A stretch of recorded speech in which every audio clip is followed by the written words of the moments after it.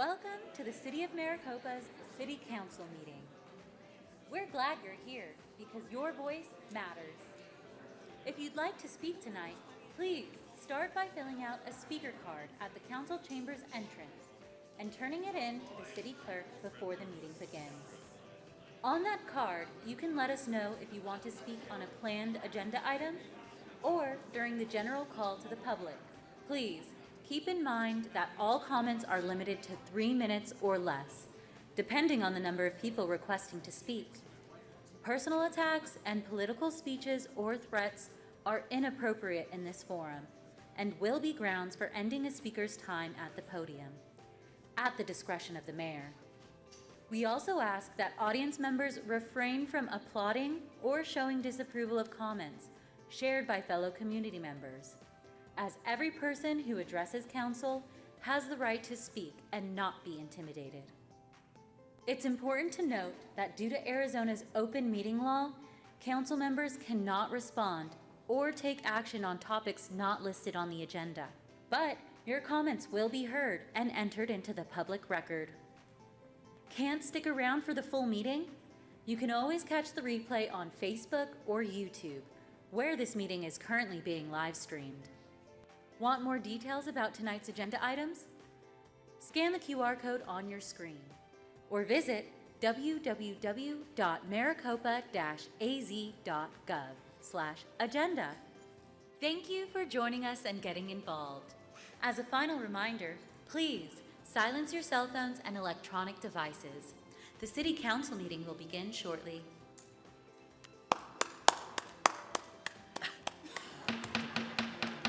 He asked me to do it with him, I forgot.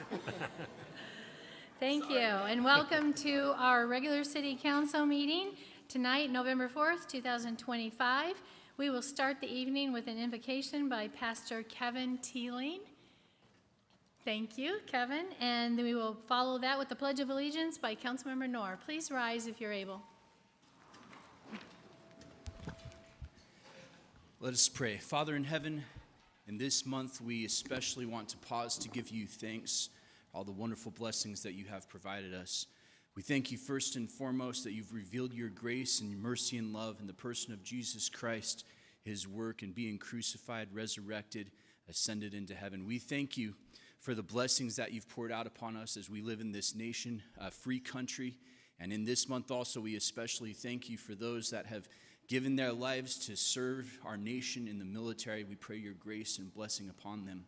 We thank you for this city and all of the blessings we enjoy, prosperity living here in Maricopa. We thank you for this government. We thank you for our neighbors and all of the wonderful blessings we have here. And we pray as in this meeting that you would help our council, our Vice Mayor Wade, Mayor Smith, as they govern, help them to have wisdom, help them to have governing with the welfare of our city in mind, and bless every city employee, bless the people of Maricopa. We pray this all in Jesus' name. Amen. Amen.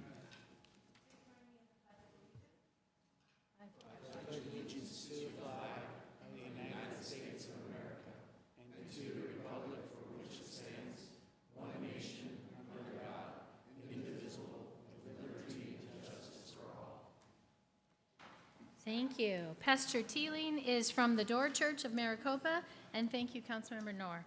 That'll take us to roll call. Vanessa, please. Councilmember Gettle. Present. Councilmember Knorr. Present. Councilmember Learman. Here. Councilmember Marsh. Here. Councilmember Manfredi. Here. Vice Mayor Wade. Present. Mayor Smith. Here. Madam Mayor, we have a quorum. Thank you very much. That'll take us to proclamations, acknowledgments, awards, and presentations. Tonight we have 3 proclamations. We do have an item 3.4, legislative update from Senator Shope. He is under the weather. He apologizes for not being able to be here tonight. We told him to get well and come back soon. So that will not happen this evening. But items 3.1 to 3.3, all those proclamations, it looks like we have a crowd. I love it.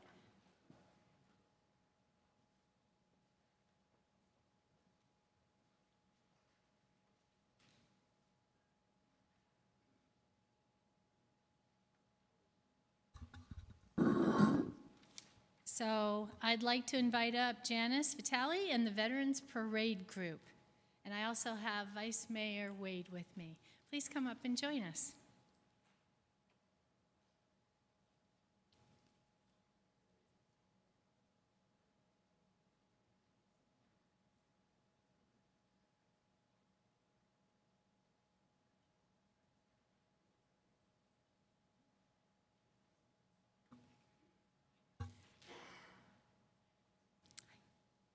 Whereas the willingness of America's veterans to serve our country has earned them our lasting gratitude.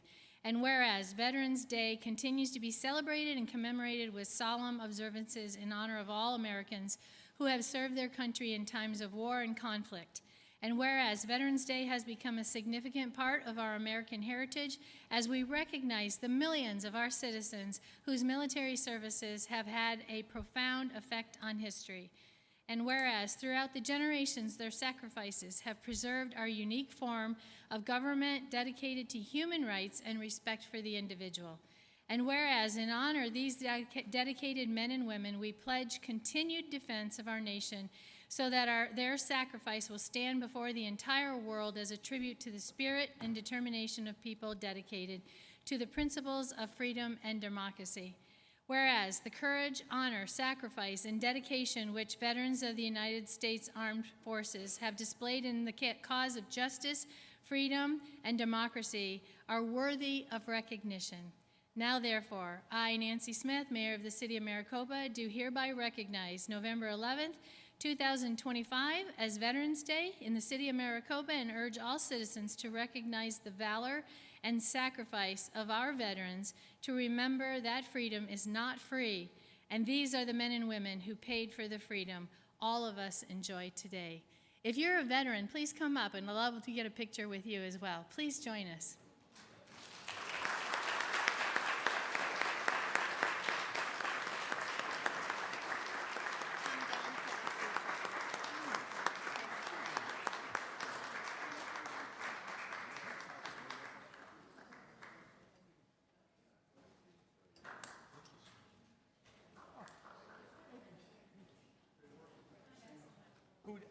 Can I put them in the machine?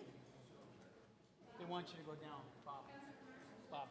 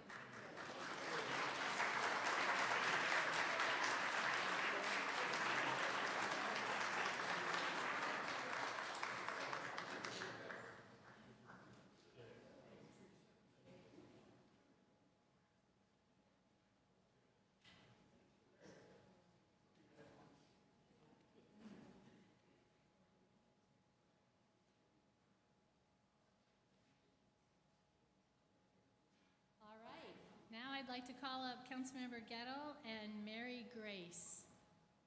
And Mary, if you brought others with you, please bring them. They're welcome.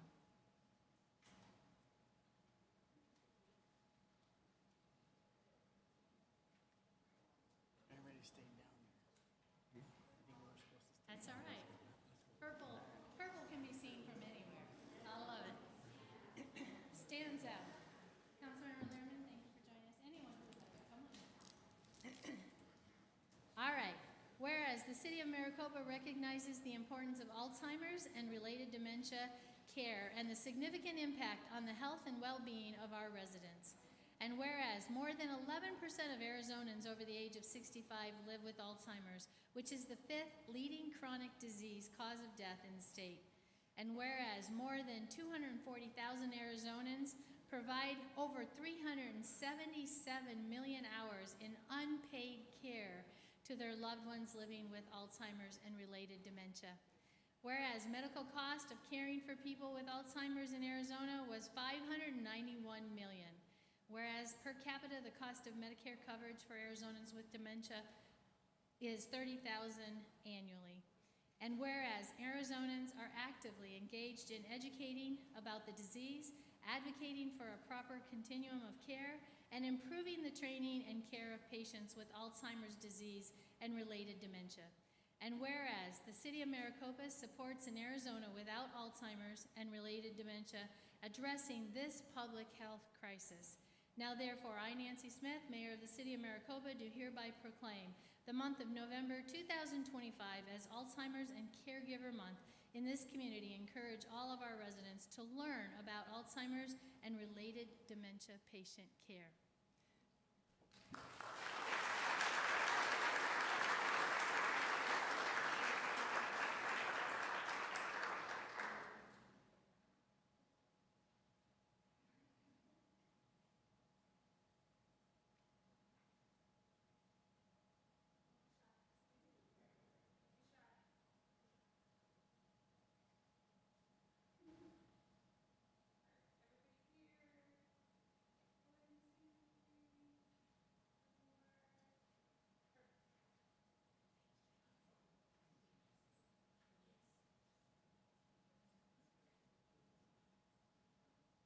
This is Mary Grace. She would like to say a couple words. A year ago, I had a roundtable with our state leaders, city leaders, and first responders, and my goal then was to say how fast we're growing in our town, but we're not growing our resources for our Alzheimer's families. I'm very proud to say that thanks to Central Arizona Aging, we now have 2 awesome resources in our town that if anybody is in our shoes as a caregiver or battling Alzheimer's, we have an Alzheimer's caregiver support group. And we also have now a memory cafe. For those who don't know what a memory cafe is, it's for the patient and for the caregiver. It's just a safe space to be around others who get it, who know what you're going through. It's a space for them to be socialized, to eat, to be entertained. Caregivers can exhale, which is very important. So please help share the word. The next Memory Cafe is going to be on November 14th, and it's free. Which is even more awesome. And I just wanted to say, on this Saturday, the Phoenix Walk to End Alzheimer's is happening in front of the Capitol. For any caregivers out there or any families who have lost somebody to Alzheimer's or is currently having somebody battling Alzheimer's, this is another good spot to be in. There's going to be resources. There's literally going to be thousands of us out there. It's a way to honor your loved ones, whether past or present, and just exhale. We're going to be crying, we're going to be laughing, we're going to be dancing, and we're going to be walking. So please come out and join us if you can. And thank you. Thank you.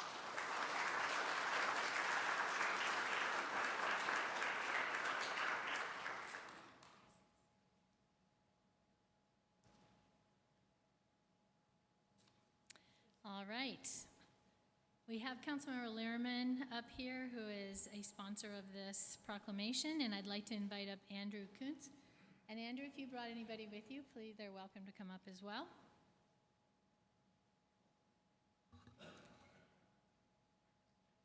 Whereas a nutritious diet is a fundamental need and a crucial component of a healthy, thriving community. Whereas food insecurity affects families, children, and seniors right here in our community, leaving many to wonder where their next meal is coming from. And whereas a commitment has been made to make a difference and alleviate hunger for our neighbors in near need by organizing a food drive, providing an opportunity to donate canned and boxed food as well as monetary donations. And whereas collective effort powered by the generosity of our citizens and businesses, including Apex Motorsports, Electric District Number 3, Global Water, Exceptional Health, Ace Hardware in Maricopa, Maricopa Police Department, Maricopa Library, Maricopa Community Center, Copper Sky Multi-Generational Center, and Maricopa City Hall are all available to accept donations that will help stock the shelves of our local food bank for Maricopa. Now, therefore, I, Nancy Smith, Mayor of the City of Maricopa, do hereby proclaim November 4th through January 2nd, all through the holidays, as Food Drive Participation Months.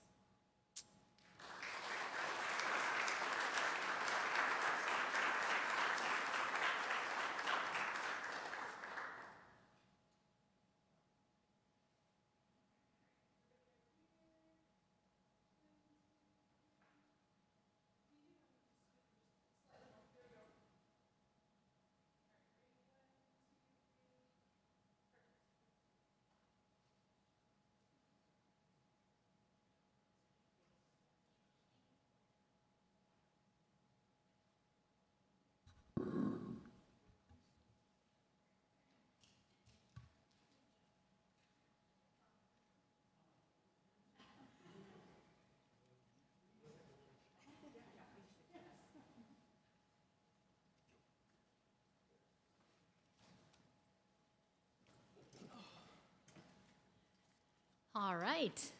Proclamations are always fun. It's a great way to celebrate in our community. I thank you for being here. That takes us to the report from the mayor. Council, anything to share? Yes, Councilmember Marsh. So it's been a month since our last council meeting. On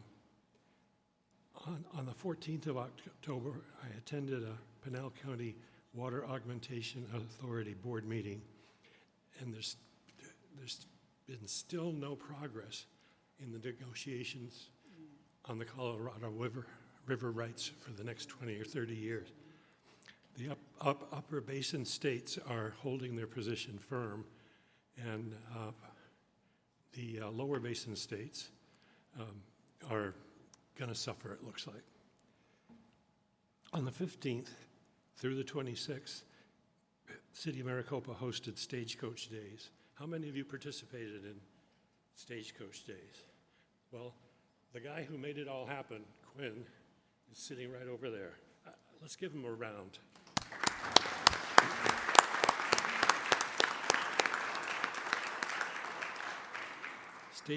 Stagecoach Days was a huge success. On the 16th, we had a double feature lunch and learn. The first part was presented by the police, and it was about scams. Scams are hitting seniors online every day. And the second feature was how to get the most out of your doctor visits. On the 18th, there was a nationwide protest, No Kings, and that included Maricopa, heavy participation. On the 20th, we had the Senior Advisory Committee, and they were up to their usual antics. On the 22nd, the Parks and Rec Committee presented plans for the new park we're planning. You'll hear more on that soon. On the 23rd, we have a guy here, Bill Robertson. He wears many hats. He's on the Planning and Zoning Commission. He has a collection of old fire hats, it's rumored. And on the 23rd, he put on his host hat and hosted the Province Town Hall with about 150 people attending. City Council and staff and County Supervisor Vitiello all got to present and take softball questions from the audience. On the 27th, we had a Founders Memorial meeting. I can't say anything about it yet, it's under wraps, but it was an early planning session for something I think you're going to like. On the 28th, I attended the Pinal Partners Government Relations Committee meeting and attended the Maricopa Association for Governments Transit Survey briefing, and that's about it. Thank you, Councilmember Marsh. Councilmember Manfredi. Not much to add more than what Bob already talked about. He gives us everything. Good job. The 347, as we all know, is on top of all of our minds every single day, every time we get on it, every time our family and friends get on it. We worry, we check our phones to track them and make sure they get to where they're going to go. I know I do, so I'm sure that everybody else here probably does the same. 347, thankfully, has hit some new milestones, some new things are happening. You know, we're quickly widening the scope of the 347, bringing everything together as one project, allowing us to speed up the project, maybe cut some cost. You might not see dirt turning yet, so you're like, some people might think nothing's happening, but things are happening. There's a lot of stuff going on behind the scenes. The city put out some stuff, the mayor put out some stuff. I wrote an op-ed about it that explains it a little bit more, and I sent it to all the media in the city. But basically what's happening is we're working behind the scenes to bring everything together to make it one big project instead of having a bunch of smaller projects. Now, I made a mistake and I said, this means we bring it all together, fully funded, blah, blah, blah. And people are saying, well, that means we can stop that half-cent sales tax. And just so you know, no, it doesn't. The half-cent sales tax is what put the 347 over the edge. And what I mean by that is it helped us get on the 5-year plan. It helped us get all the funding together in many different pots so we can push it together into one pot now. So think of it as all in poker at this point. Everything's in the center of the table, and we're getting ready for that last hand. And that last hand is going to be the construction you'll see over the next couple of years. So things are happening, it's going, it's working. And if you need more information, reach out, and we're happy to share that with you. You all have our email address. It's a pretty simple email address. It's citycouncil@maricopa-az.gov, and you can reach all of us. Thank you. Thank you. Councilmember Noor. Thank you, Mayor. Just a couple things that haven't been touched on.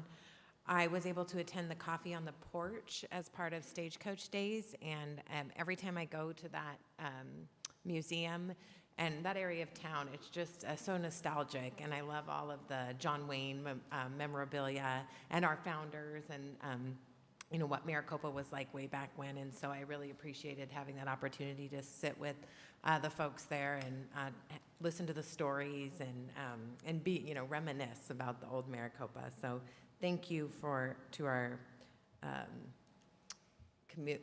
our historical society, absolutely, but also the city staff that helped make that event possible as part of Stagecoach Days. I thought that was a nice addition. Mm-hmm. And then I also attended the Provincetown Hall, and kudos to Bill as well for putting on a great event that we could help educate our residents about what we're doing. And that's all I have. Thank you, Councilmember Noor. Councilmember Lehrman. Thank you, Mayor. I would like to start out by recognizing our heroes here in Maricopa this evening from our fire department, our police department, and our public works department. If you are here tonight from one of those departments, and when I say your name, if you could please stand, or if you're in the back, if you could raise your hand, that would be great. There was a flash flood incident on October 12th. Maricopa Fire Department is part of the Phoenix Regional Automatic Aid System, which has many trained technical rescue teams that require firefighters to pass a 200-hour training course to become certified as technicians and assigned to a team. Maricopa does not have a TRT team. However, every year, all the crews go through extensive swift water training at the Salt River with TRT teams from Automatic Aid Partners, which allows us in life or death situations to safely use swift water gear to perform a swift water rescue, which is exactly what happened on October 12th. Under the supervision of Battalion Chief Will Sherwood, a successful swift water rescue of 2 people were performed. Will Sherwood said he had not seen this type of weather in 30 years in Maricopa. So I would like to, let me go on. Police Department. Thank you to the Public Works employees that worked on October 12th by helping to manage flooded roadways, keep the streets free of debris, address traffic light malfunctions, distributed sandbags, close flooded roads, maintenance of city-wide drainage system. And, okay, at this time, I would like to recognize our public safety officers. I'm going to start with Public Works, so if you're here, please stand. Tyler Waters, he's the streets equipment operator. Justice Gonzalez, streets maintenance worker. And here's the list from our police officers.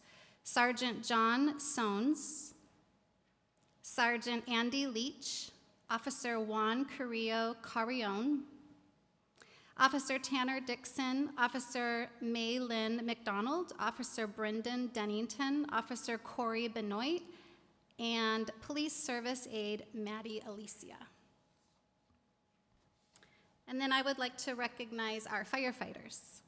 Ladder Tender 571, Captain Paramedic Jonathan Schaefer, Engineer Kyle Stanley, Firefighter Paramedic Jorge Del Muro, Firefighter Edgar Paredes, Battalion Chief 571, Battalion Chief Will Sherwood, Battalion Safety Officer Albert Bandine, Ladder 574, Acting Captain Roland Fesh, Engineer Lyric Lopez, Firefighter Paramedic John Barr, Firefighter Ronald Navarro, Engine 572, Captain Shailene Paris, Engineer Paramedic David Mass, Firefighter Paramedic Damon Flaherty, and Firefighter Alberto Ariola. And then I'd like to ask Chief Patassi and Chief Goodman to stand as well and be recognized. If I did not say your name and you're here tonight as a public safety officer, will you please stand? And let's recognize our heroes.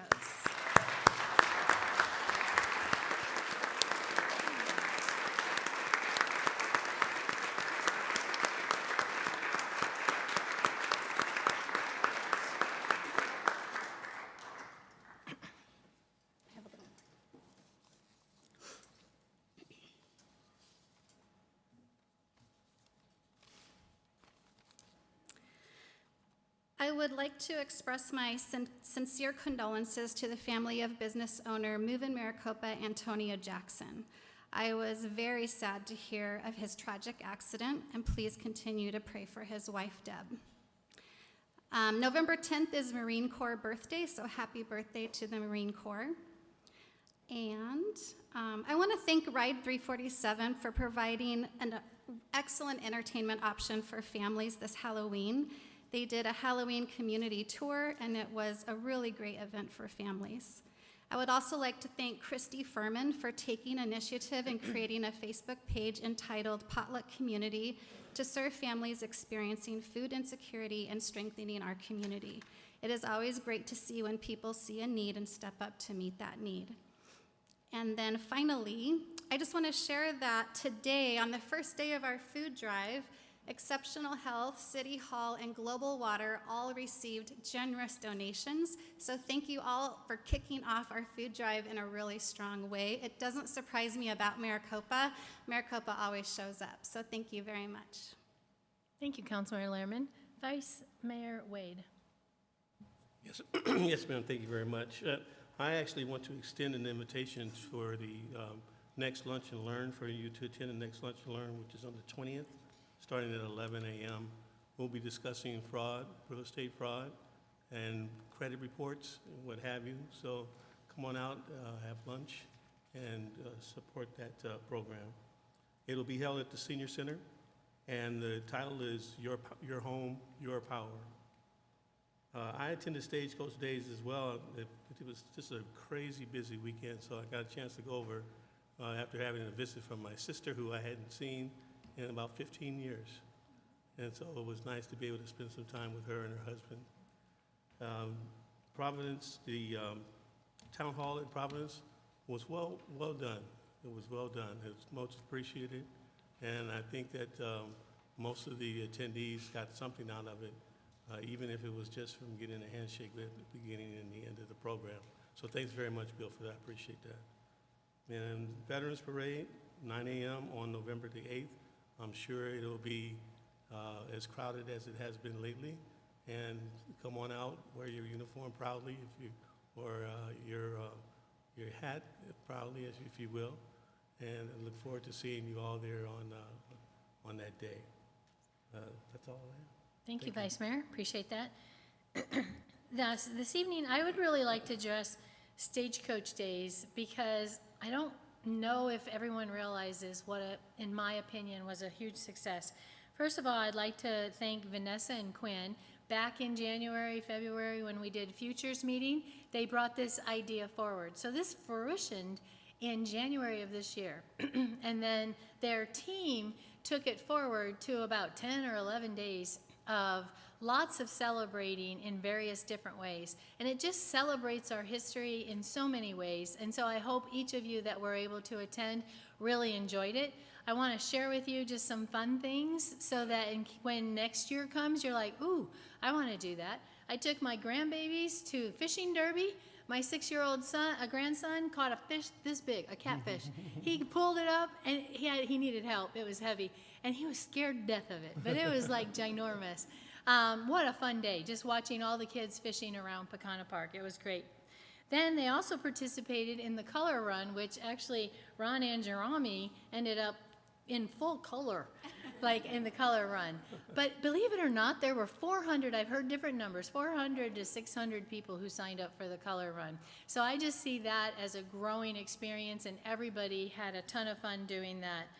There was 3 days of celebrating at Pecana Park with a carnival and food trucks, and I understand food trucks sold out, the beer garden sold out, just a fun time. But one thing that my grandkids noticed is there's police everywhere. Like, they were so enamored with the police that were there. So thank you very much, Police Chief Goodman, for having them out there. They brought their motorcycles. The little kids were so excited to be able to sit on a motorcycle, turn on the lights. They brought their vehicles, 4 vehicles. The kids got to enjoy those as well.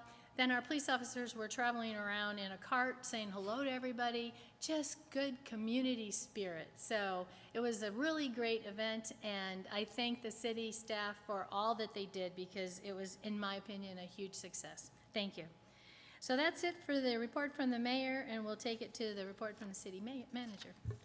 Thanks, Madam Mayor, members of the council. I think you all have covered it pretty well, so I'll pass off anything else. Okay, very good.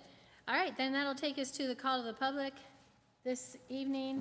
I have, he's over here signaling. I'm like, I was playing with the coin they gave me. It's what I was I have 0 speaker cards. Rhonda and Jeremy, I'll take you at the agenda item if that's okay.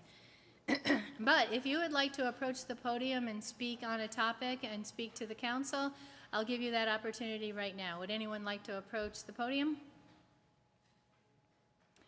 All right, a quiet group tonight. Seeing none, we'll move on to the consent agenda. City Council, tonight I have items 7.1 through 7.-9.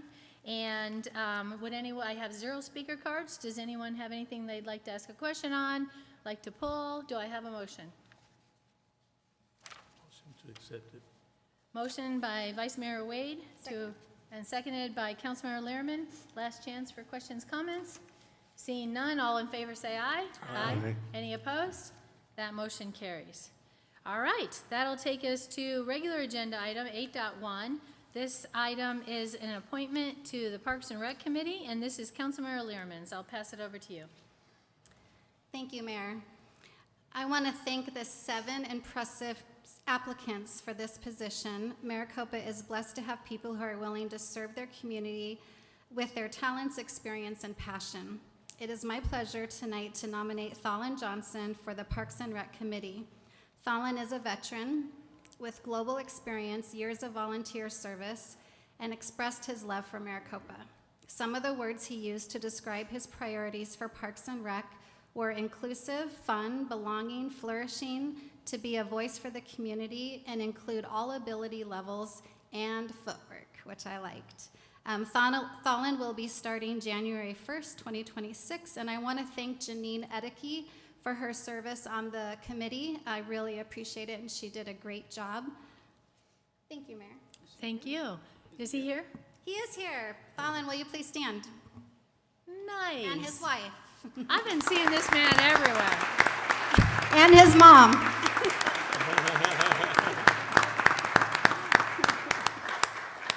I love that. I've been seeing him everywhere. I had to go up finally and say, all right, tell me who you are and what are you up to? He's in the Leadership Academy right now. Yeah, very good. Okay, council, any questions, comments? Do I have a motion? Move to approve by Councilmember Manfredi, seconded by Councilmember Knorr. All right, I gave it to Knorr. She waved. All in favor say aye. Aye. Any opposed? That motion carries. Congratulations. All right, agenda item 8.2 is the appointment to P&Z Commission, and this belongs to Councilmember Knorr. I'll turn it over to you. Thank you, Mayor. First, I want to thank Alfonso Juarez Jr. for his service to the P&Z Commission. He did a fantastic job. He was initially appointed by Councilman Vitiello, and then I carried him on when I was appointed, and I really appreciate he would check in with me. He would answer my questions if I had questions, and so I really appreciate his service to the community, and I'm excited for him and his family. He's going to have a new grandbaby in San Diego, and so he wants to make time for that, and that's certainly honorable. But I really do appreciate his service. But tonight we are here to appoint, I'm here to recommend Chad Whittle be appointed to replace Alfonso on the P&Z Commission. And I just want to read a little bit about Chad and his bio and who he is so that the community understands what we're getting in a P&Z commissioner. Chad has been a proud resident of the Maricopa community for more than 20 years. During that time, he has developed a deep appreciation for the values, people, and progress that make Maricopa such a special place to live and raise a family.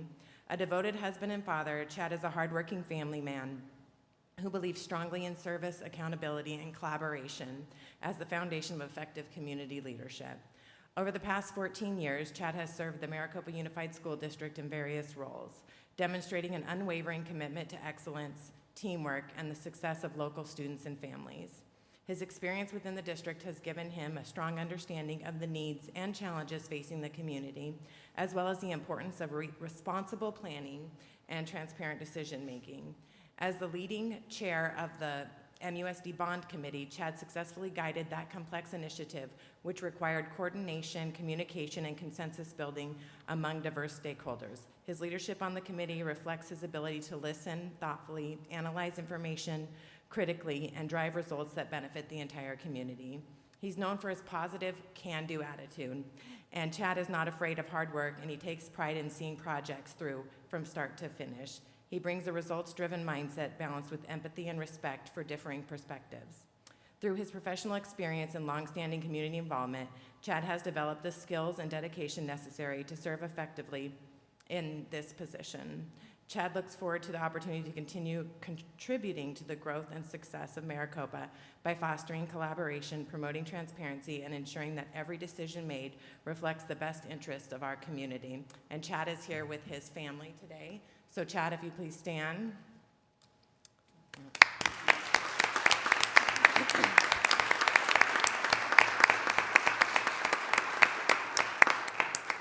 Council, I already told them we might not vote yes.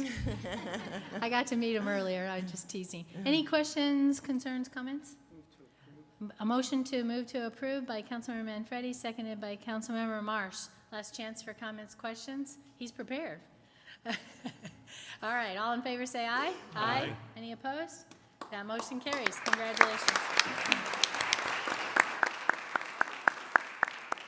All right, that'll take us to item 8.3, and we'll have a presentation by Josh Bowman.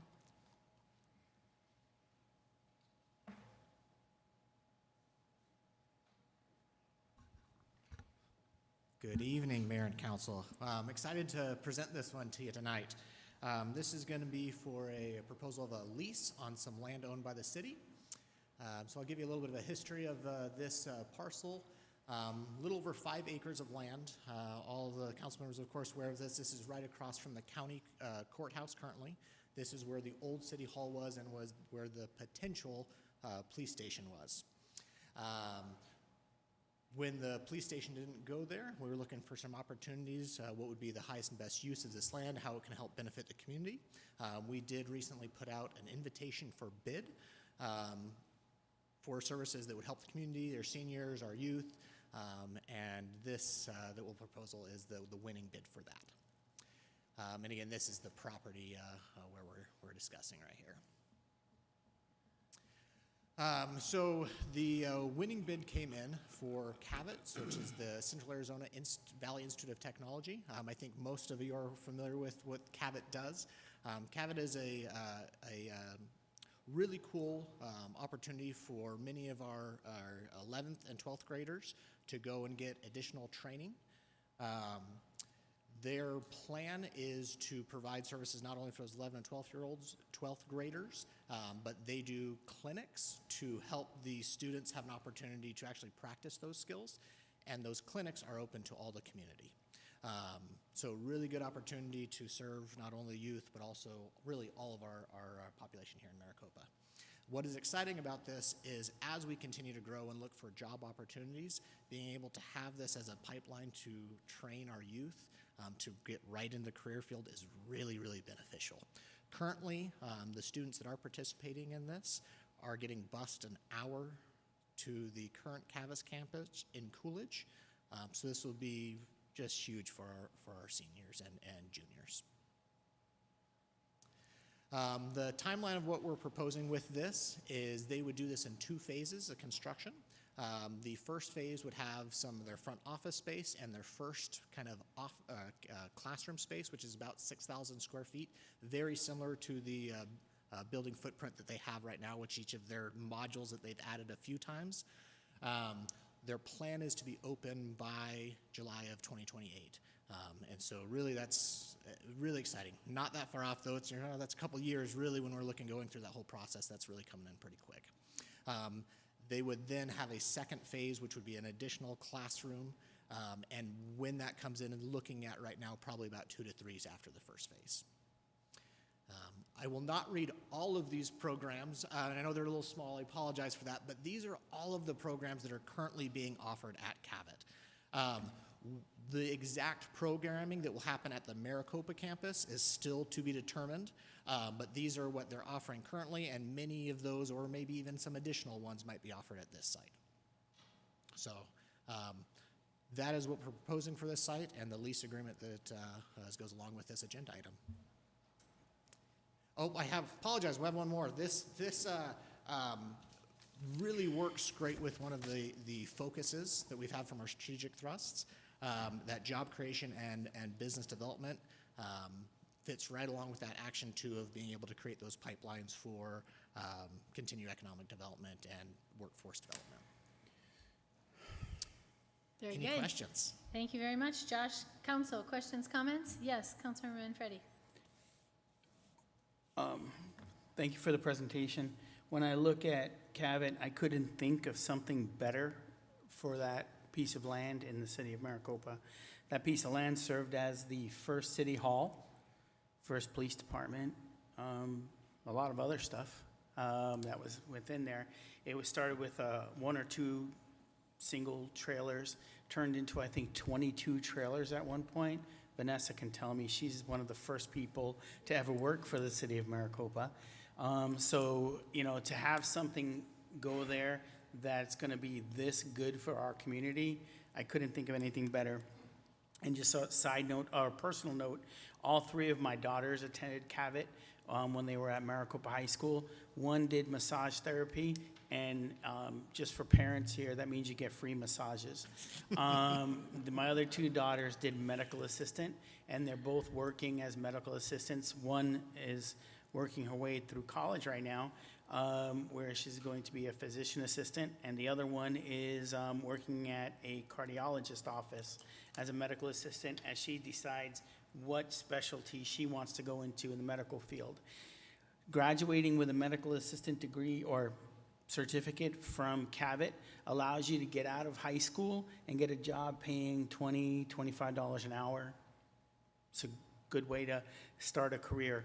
So, for me, the minute I seen it, I was like, well, this is it. This is a good thing. And I know a couple other people that applied, and they told me they're happy they didn't get the bid because they want to see Cabot here in the city of Maricopa also. So it's a great thing and 100% support. Thank you, Councilmember Manfredi. Councilmember Gettle.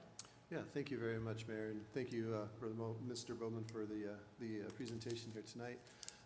Cabot's a wonderful program, and I'm so happy to see them take this bid on and actually provide this service here to our city.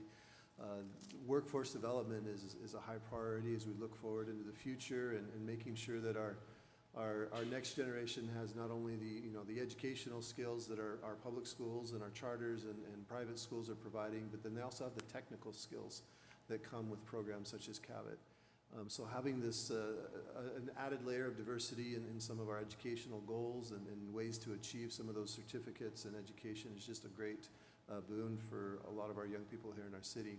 And you did mention this tonight, Josh. I just want to reiterate that the services also that are open to the public because of this facility that will be there. We're talking, nails and hair cutting and all the great things that come with that, and how that will also allow for further services here for our residents. So we do appreciate you bringing this forward to us tonight. I'm excited to vote for it. Thank you, Councilmember Gettle. Councilmember Noor. Thank you, Mayor. And I just want to reiterate what Councilman Manfredi and Councilman Gettle said, what a game changer this is going to be for the students here in Maricopa. It's going to make it so that they don't have an hour commute one way, each way, so a 2-hour commute. And hopefully this Cabot campus can maybe align better with the break schedules of the MUSD school district and things such as that, to make it just easier on our students to be able to achieve these, career opportunities. And that's what's great about this, is this program in collaboration with MUSD really prepares students for a career, and so that when they exit high school, they have skills that can be used immediately in the workforce. And it's just really exciting, and I look forward to seeing this develop and the first students walking in July 2028.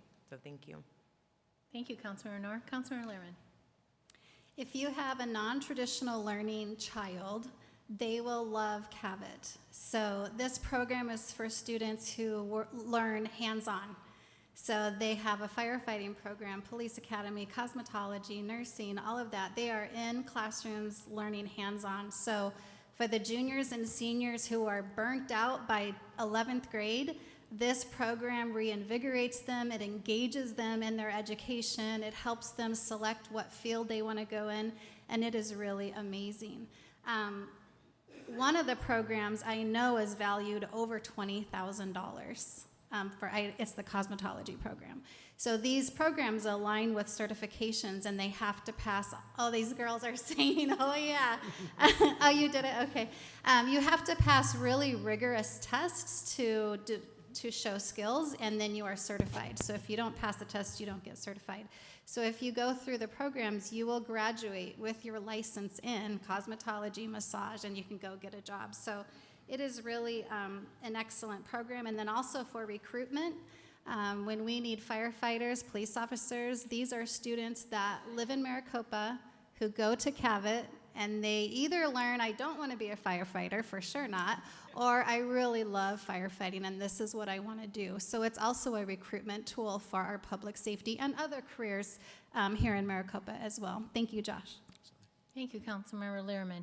So Josh, just to make it clear, my understanding is that Cabot is a standalone. It's not associated with our MUSD. It's standalone, and therefore juniors and seniors from MUSD and all of our charter schools are able to come. It's pretty exciting. Yeah, pretty thrilling. Okay, any additional comments, questions? Yes, Councilmember Manfred. Actually, great point you brought up, because in the past, and I know some charters are participating today, but in the past, charters wouldn't participate because of the ability to get the kids to Coolidge.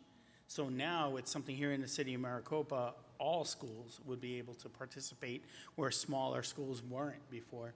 Well, that's really great. Councilmember Lehrman mentioned that some of these programs are very expensive, and I'll give it another full life experience on it. I have a friend of mine that's going through MA school right now, a friend's daughter, going through MA school right now, and she's paying for it. And she's going to class all day, and she's already graduated high school, and she's doing it now because that's what she wants to do. And kids that go to Cabot can graduate with that at zero cost. There's no cost. There's no additional cost to the taxes that we already pay. So just to clarify, it's paid for by taxes, right, obviously. But it's a great program, and it allows for kids to get these experiences, and yeah, I couldn't be happier, actually. Excellent. Thanks. Thank you, Councilmember Manfredi. Councilmember Gettle. Yes, Mayor, if I may, I'd like to take the honor to go ahead and make the motion to approve this lease agreement with Central Arizona Valley Institute of Technology. Very good. Very good. I have a motion to approve by Councilmember Gettle, seconded by Councilmember Manfredi. Any additional comments, questions? All in favor say aye. Aye. Any opposed? Aye. Sorry, I didn't hit the button. Sorry. You're for, right? Yes. Anyone opposed? Oh, that motion carries. Thank you very much. Thanks, Josh. That'll take us to item 8.4, which is a presentation from Rounds Consulting. So you get to me again Yes. for just a quick second. That's all right, please. So as we've talked about in past meetings, the Office of Economic Opportunity is going through a 5-year strategic plan, and Rounds Consulting is the one that's been selected to do that. We'd like to invite Jim Rounds from Round Consulting to have a brief discussion and how it's progressing and how we continue to go forward with this. So. Thank you.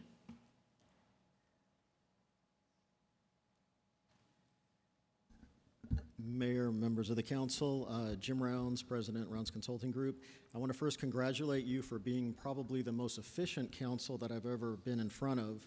My wife was supposed to come with me and we were going to go to dinner out here afterwards, and I saw that we were pretty low on the agenda, I think like 17 out of 18, and I said, I'm not going to get out of here until 8:30 or 9. Do what you got to do, go to dinner with your mom, and I'll just pick up some fast food on the way back. And now I know better. So now I'll have an extra guest with me for future meetings. For those that don't know much about us, I wanted to come and basically in person introduce myself. I know some of you, not everybody. We do a lot of public policy consulting at the state level, at county levels. We work in Pinal County quite a bit. We've worked with you all in the past, and we're also helping on the general plan with Michael Baker, doing some technical advising. And so we're looking forward to getting to know the community again like we have in the past. I'll be out, I think it's next Wednesday, meeting with everybody on a more personal basis and having a good conversation.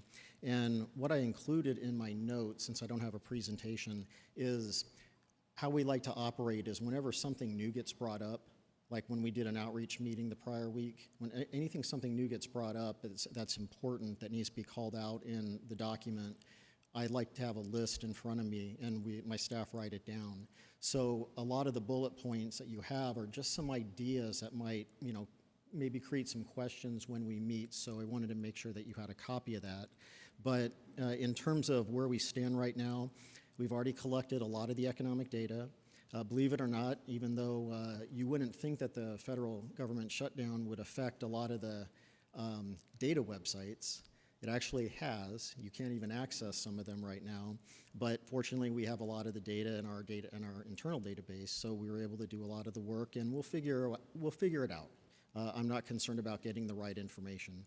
In terms of the outreach, I had 3 or 4 of my staff members there. We were pretty impressed because the impression that we got from the individuals that participated were spot on with the economic data. Now, I can tell you from personal experience, that's not always the case. In fact, I would say more often than not, the perception of a community is quite a bit different than what the economic data shows, and then you end up having to educate, the community members and, explain how things work, how budgets work, how economics works. I don't think that's going to be a challenge here, and it hasn't been in the past. I'm looking forward to it. I live in South Tempe, and it took me an hour and 15 minutes to get here. And so I was able to take care of a lot of calls in the car. Goes through this, I don't dial and stuff, it goes through the stereo, so it's okay.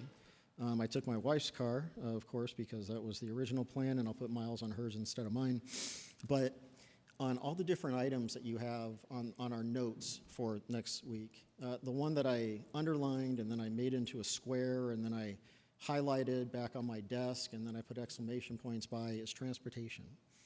And we took a look at the 347 plan and the half cent just because we're fortunate enough to spend a little bit of our time as a think tank as well, not just as a consulting firm. And so we volunteered and did some analyses of the 347, and we had a net gain for the taxpayers and the residents from the expansion of this road. I think the transportation piece is that one, you can improve everywhere. Everybody can improve. You always have to keep moving forward. But that's that one thing that I think is keeping this place from being what everybody would like it to be, a little bit more balanced, not having as much leakage in terms of revenues. But you're better positioned fiscally than most communities, which is a good thing. I see a lot of other communities out there that didn't really do proper calculations on when a lot of the one-time revenues were coming here on the stimulus packages. They spent it on permanent programs, and now they're having to do significant cuts. Some communities actually recognize that, and so you're in a better position on some of the fiscal items than actually quite a few. I don't want to say the ones that are negative, because then they'll call me and tell me that they're never going to hire us to do an analysis again, when really they really needed to hire us to do the analysis to keep them out of trouble. Again, this was mainly an introduction. If you have any questions now, and my friend TJ, since he's sick, if any of you wanted a brief update on what's happening at the Capitol, I'd be happy to answer any questions about that. I'm one of 2 economists that rotates on the forecast advising group. And I just gave the last presentation, and we were briefed on the budget and things like that. And of course, there's things to worry about because while, like I mentioned, some communities planned for the one-time monies to stop, the state didn't. And so we voluntarily gave them an analysis saying they have $1.2 billion in their base that is going to go away. Don't spend it. They didn't listen, and now they're having to use all the rainy day fund money to help balance things out. But TJ is probably more fun to listen to.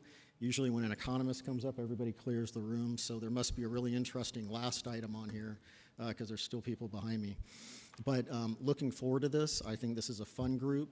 We really wanted to work on this project. We really enjoy brainstorming with your staff, and I think everybody gets it. And when we feel like we are not just saying, here's what you need to do, you got to change directions. When it's collaborating with the policymakers, when it's collaborating with staff and you're working as a team, which I'm already saying we, and I got to catch myself because I'm not a we yet. I'm the outsider. But we already mentioned, hey, as we're doing this work together, but then they said, no, you're part of it. So it's a very welcoming community, and I'm looking forward to hopefully providing some advice in some areas that haven't been considered or strengthening it, maybe even helping with finding some extra revenues on the transportation issues. But I'm very optimistic about this community. Thank you very much. So since you're friends with Senator Shope, and I love him, and he's not here, I'm going to pick on him. If he had spoken, you wouldn't be up yet. It'd be another hour. Yeah, just okay. So I teasing. need to see if TJ is going to be up before. There you go. Then invite There my you go. wife for There dinner. you go. Okay. Council, any comments, questions? Yes, Yeah. Councilmember Manfredi. Actually, if it was TJ Martinez and Shope, Oh. I mean TJ Martinez and Chris, then you'd be in trouble because that's about 2 hours. Thank you so much for discussion here. I love the fact that you brought up the one-time money because we consciously made decisions years ago when the government was just like, throwing out money, and they were like, here, take this during COVID, and they were just throwing money at cities and towns and counties and states, and the federal government was just raising our debt at the federal level and just giving money to everybody.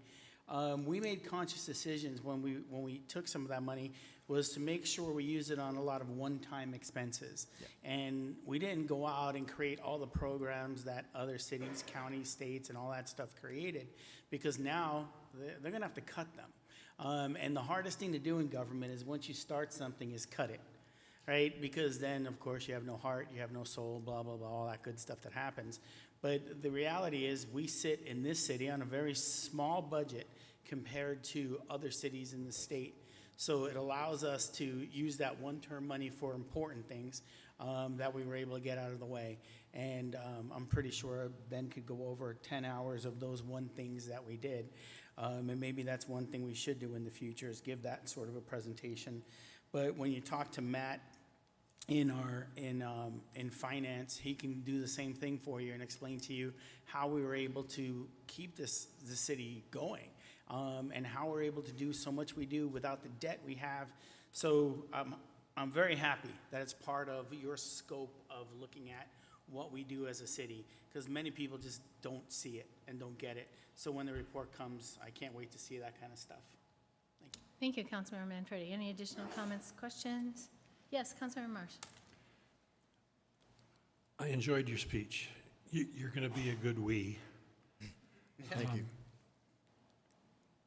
It's going to be interesting to me to watch your job because AI has just changed all the rules. And we're all trying to catch up with it. Nobody's going to get ahead of it, but you can catch up with it and stay up with it. There was a great quote on CBS Sunday Morning this last weekend. Your job, you won't lose your job to AI. You'll lose your job to someone using AI. And that's a truism. So good luck with it. Make it happen. We need you. Mayor, if I may just address that, that's spot on.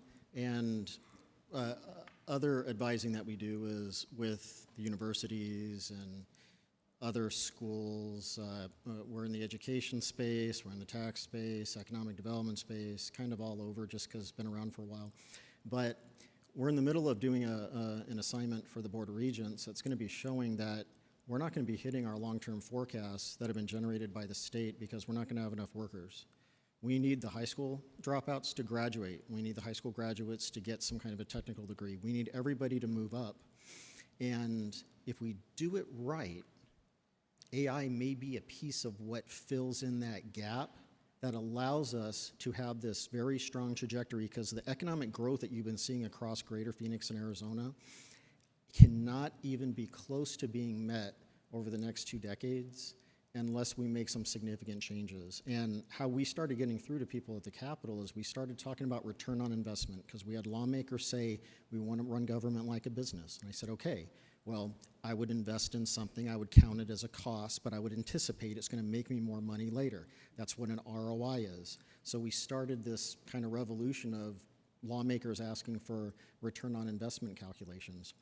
We're going to be showing that there's such a huge ROI of making sure that we're not short, not just on workforce, but on energy supply.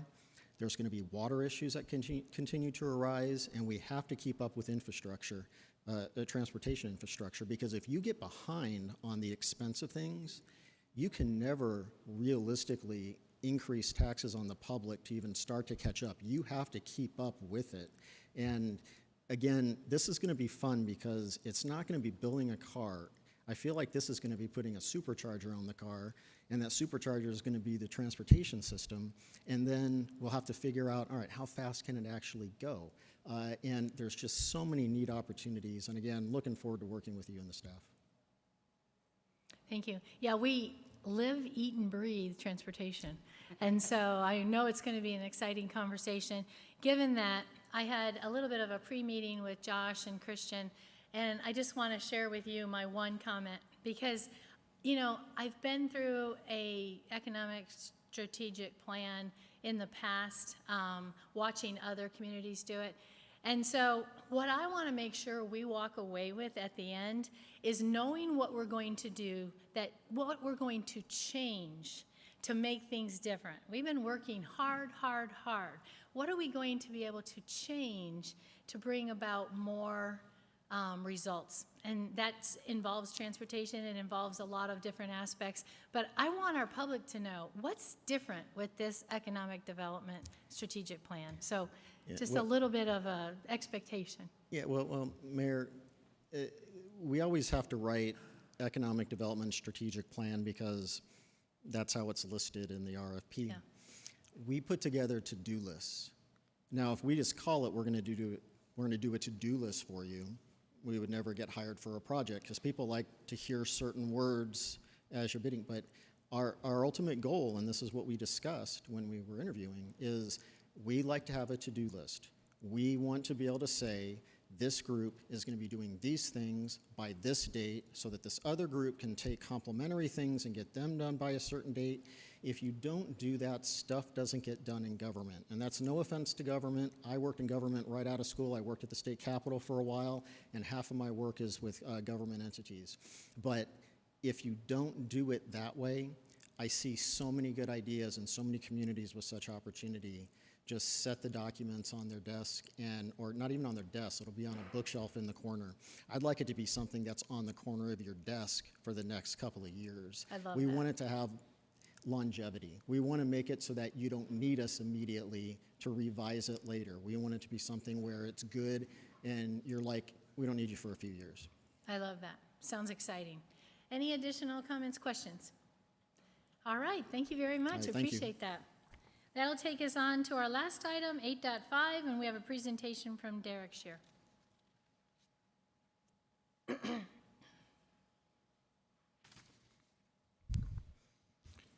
Good evening, Mayor, members of the council. Derek Shear with the Planning Division of the Development Services Department to present the next item on the agenda, which is, excuse me, flipping pages, 8.5 for Ordinance 25-13.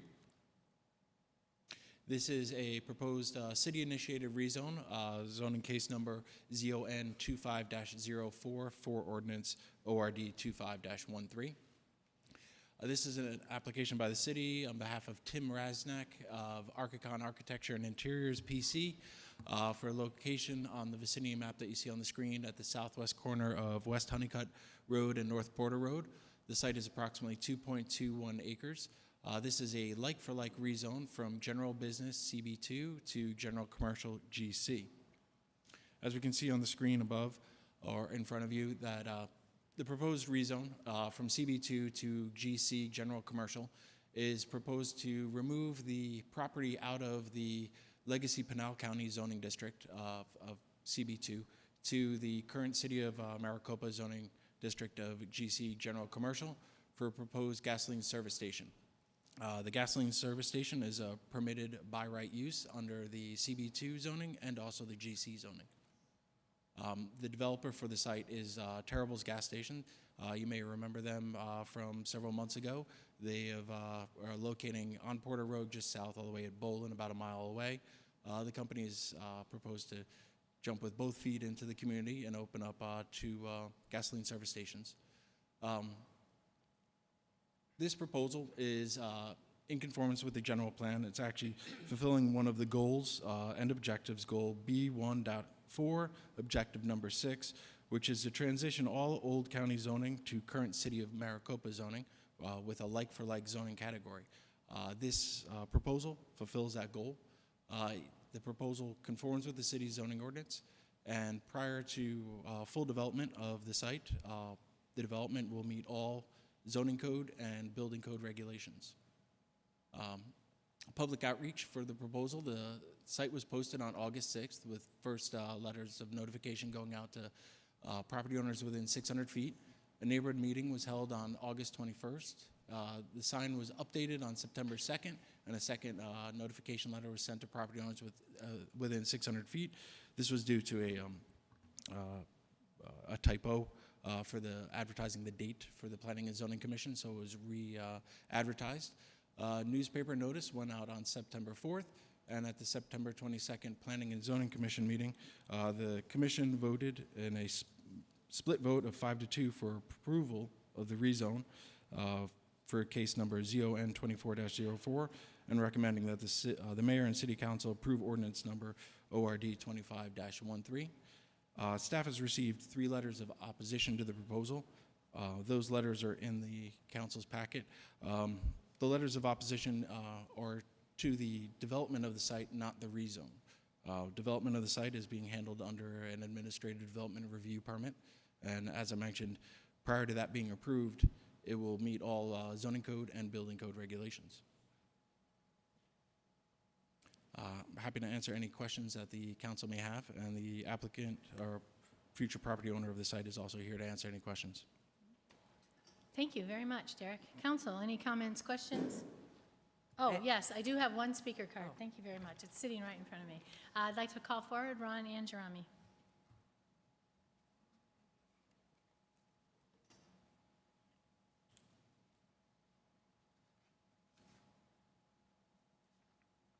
Thank you, City of Maricopa Board, for giving me the opportunity to speak today regarding the proposed Terrible gas station. While I continue to believe that placing a gas station in the middle of a residential neighborhood is far from ideal, I want to acknowledge the steps Terrible has taken to mitigate the impact on our community. At the last Planning and Zoning meeting, they committed to adding a wall to the south end of the property to better separate their commercial site from the nearby homes. They've also expressed a willingness to work with the Glenwile HOA on additional landscaping along Porter, Bowen, and Allen Stevens. At a previous city council meeting, I shared the sentiment that good fences make good neighbors. It appears that Terrible is embracing this philosophy, and for that, I wish to thank them. That said, even with these improvements, the presence of a gas station in a residential area brings unavoidable concerns: traffic, noise, and environmental risks that will affect the quality of life for these nearby families. While these mitigations are helpful, they do not fully address the core issue. Commercial fuel operations are inherently challenging neighbors in a residential setting.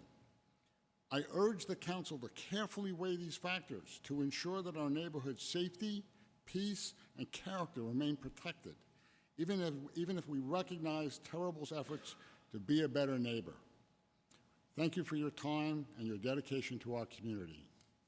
Thank you, Mr. Anjarami. All right, council, questions, comments? I have a question. I read through the opposition letters from the community, and mostly it focuses, as you said, on the wall and some separation. And so what can you, Mr. Andrami said that they've committed to that, but is that your understanding as well? Yes. Mayor Smith, Councilmember Noor, my understanding is that they have committed to build the wall. We have not received a resubmittal of the application for the DRP. We anticipate that in the next submittal that there will be a block wall along the southern edge of the property. If I go back to the overall site plan. So the southern edge where you see the cul-de-sac going up along that western edge of where that drainage basin is, that will shield the site from the properties to the south on the opposite side of the road, and then also right at that house right at the corner.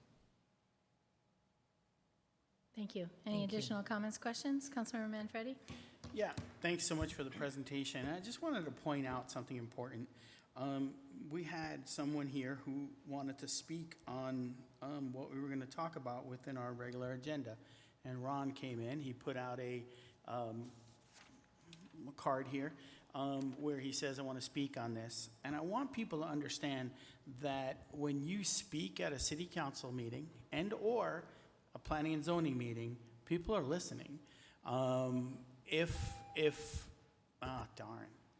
Time's up. I can keep talking. I don't get Ron timed. was too fast. Yeah, she tries to time me. It doesn't work. It's important because the wall doesn't happen.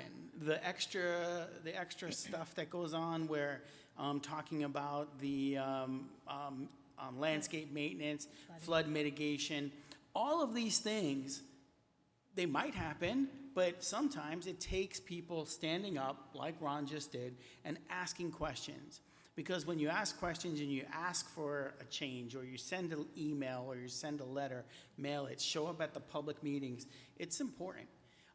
So when I hear people all the time say, why would I go? They just made up their mind already. They're going to do what they want to do. It's not always true. Because like the wall and like other stuff, like the landscaping and the flood mitigation and things like that, it's all going to be part of the new plan that comes from them. Now, what we're talking about today is a zoning, right? Not the actual plan and the landscaping and the elevations and all of that stuff, right? So we're talking about the zoning. So I did have a question, and I think I know the answer, but I'd like to hear it. So if we vote no today, right, and it stays CB2 instead of GC, right? Yeah. If we leave it at CB2 instead of GC, they could still build the gas station, right? Mayor Smith, Councilmember Manfredi, yes, that is correct. I was just curious, because people think that if we vote no today, they can't build their gas station, and that's not going to happen, right? They're building the gas station because it's the land that they're purchasing. Now, it was great when you had a picture up there, and you had the Circle K on one side, and I don't know, maybe it's back one, I think, and then you had this space on the other. And it's crazy is that this piece of land is bigger than the Circle K piece of land where the Circle K sits today, which is, everybody complains is horrible, horrible parking and traffic in there, trying to get in and out. And I just went in there the other day and I grabbed a Coke Zero and a thing of Twinkies. Don't tell my wife about the Twinkies. But I grabbed a thing of Coke Zero, and it took me like 10 minutes to get out of there. It was crazy, just in line. And then I got in my car, and that was crazy. So I think it's great to have a secondary convenience store in this location, especially when all the schools are there. And don't go to that Circle K when school lets out, because it's just filled with people, and that's what I did. Don't do that. I've learned my lessons. Sometimes you gotta learn lessons the hard way. But I think it's a good site for another convenience store, and there's plenty of more sites within the city of Maricopa where we're going to see other convenience stores. I think a 7-Eleven was looking somewhere else, another Terrible's down south.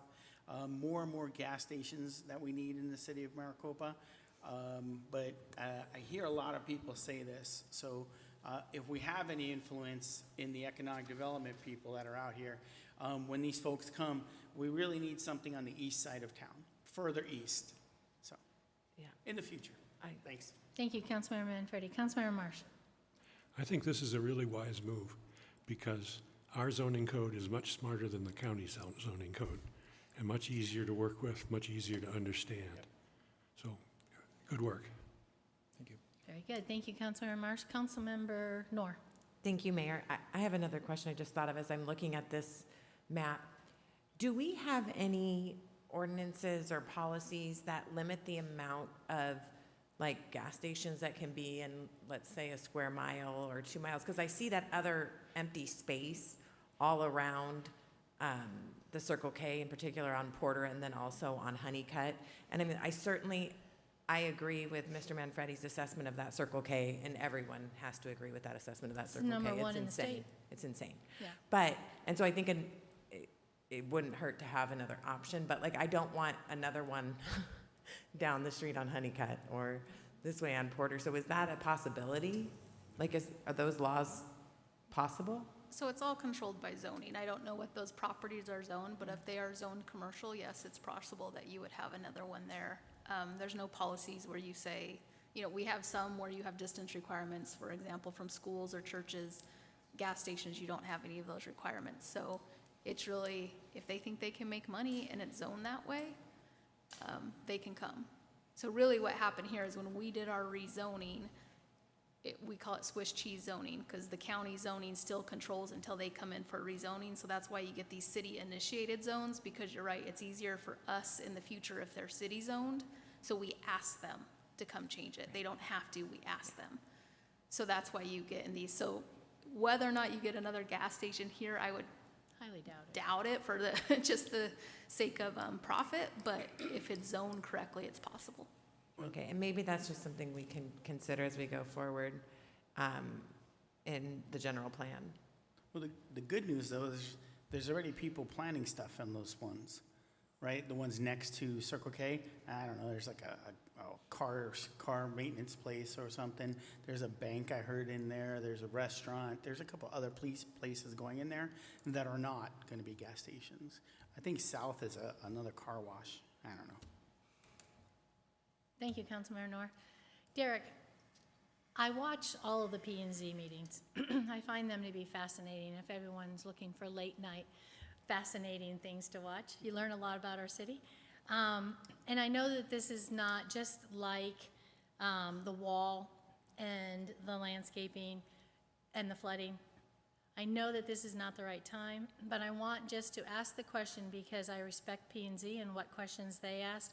The flooding issue, I was satisfied with staff's response that night, but it is something that is addressed in the future plans. Is that correct? Mayor Smith, that is correct. Yes. All right.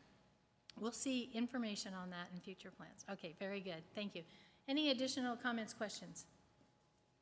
All right, do I have a motion? So moved. So moved by Councilmember Manfredi, seconded by Vice Mayor Wade. Any additional comments, questions? All in favor say aye. Aye. Any opposed? That motion carries. Thank you for being here this evening. Thank you.